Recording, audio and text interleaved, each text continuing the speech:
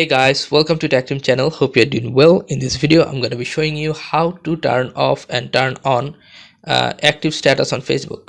So let's go to Facebook first.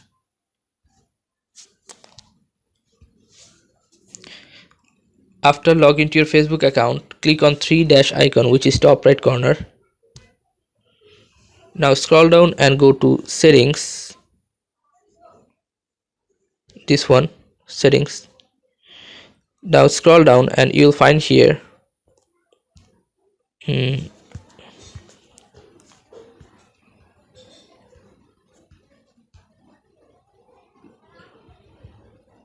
this option account audience and visibility.